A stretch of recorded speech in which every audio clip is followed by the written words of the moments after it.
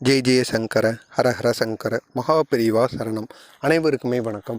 நம்முடைய குழந்தைகளாக இருக்கட்டும், நாம இருக்கட்டும், அனைவருமே கல்லூரி செல்வார்கள், இல்லைனா கவர்மெண்ட் எக்ஸாமுக்கு தேர்ச்சி பெற்று வருவார்கள். இதனைப் போல ஒரு பெண்மணி ஒரு பெரியவாவிடம் ஆசீர்வாதம்லாம் வாங்கிட்டு அவருடைய மடத்திற்கு சென்றிருக்கிறாள். அந்த பெண்மணி, பெரியவா, எனது மகன் தொடர்ந்து படித்து கொண்டே இருக்கிறான்.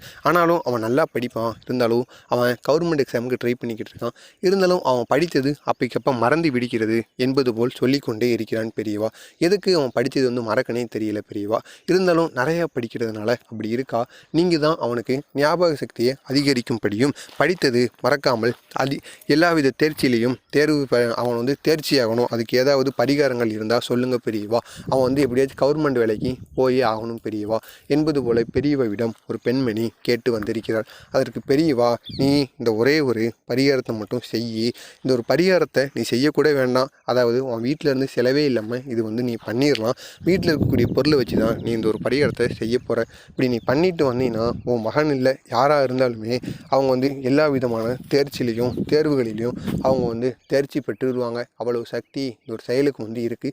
நீயும் இதை பண்ணிப்பார். உன் குழந்தையோட படிப்பும் நீ சிறு வயதிலிருந்து உன் குழந்தைக்கு இந்த செயலை நீ பண்ணிட்டு வந்தீங்கன்னா உன் குழந்தை யாராலும் படிக்க முடியாத அளவிற்கு உச்சத்தை அடைந்து விடுவான் என்பது போல மகாபிரிவா கூறியிருக்கிறார். எனவே நீங்களும் உங்களுடைய குழந்தையின் படிப்பு நன்றாக இருக்க இந்த ஒரு செயலை பண்ணிட்டு வாங்க.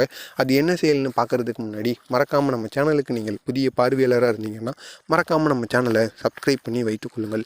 அப்பொழுதுதான் காஞ்சி மகான் கூறிய அனைத்து விதமான செய்திகளும் அவரை பற்றிய மகிமைகளும் தொடர்ந்து உங்களுக்கு வந்து கொண்டே இருக்கும்.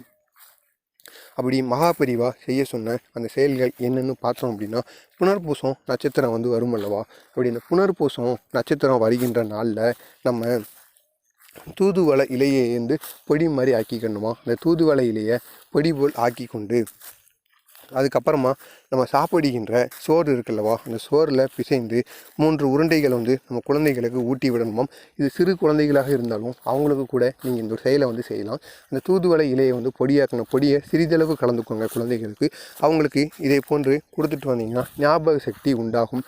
அதே மாதிரி இப்போ பெரிய பையனாக இருந்தாங்கன்னா அவங்களையே நீங்கள் கொஞ்சம் அதிகமான பொடியை சேர்த்துட்டு அவங்களையும் அந்த சோறு முழுக்க சாப்பிட முடிந்தால் அந்த சோறு முழுக்க நீங்கள் சாப்பிட்டு வர சொன்னாலும் நல்லது.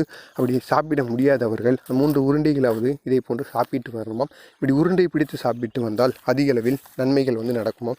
அதே மாதிரி அஸ்வினி நட்சத்திரத்தில் கருவேப்பிலை இருக்குல்லவா, கருவேப்பிலை, வல்லாரை, தூதுவளி, இந்த 3 பொடிகளையும் நம்ம சேர்த்துக்கணுமா. 3 இலை இருக்குல்லவா, 3 இலையை வைத்து பொடியை ஆக்கி கொண்டு அந்த 3 பொடிகளையும் சேர்த்து அதுக்கப்புறமா அதை உருண்டை போல் பிடித்து நம்முடைய குழந்தைகளுக்கு சிறு குழந்தைகளுக்கு ஊட்டிட்டு வரலாம்.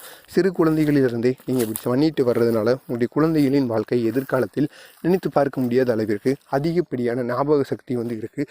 எனவே தவறாமல் புனர்பூச நட்சத்திரத்திலையும் அஸ்வினி நட்சத்திரத்திலையும் இந்த செயலை நீங்கள் பண்ணிட்டு வாங்க. இதனால் மிகப்பெரிய அளவில் நன்மைகள் நடக்கும். இது காஞ்சி மகான் அறிவுறுத்தின ஒரு எளிய பரிகார முறை. மறக்காமல் நம்ம சேனலுக்கு நீங்கள் புதிய பார்வையாளராக இருந்தீங்கன்னா மறக்காமல் நம்ம சேனலை சப்ஸ்கிரைப் பண்ணி வைத்துக் கொள்ளுங்கள். நன்றி, வணக்கம்.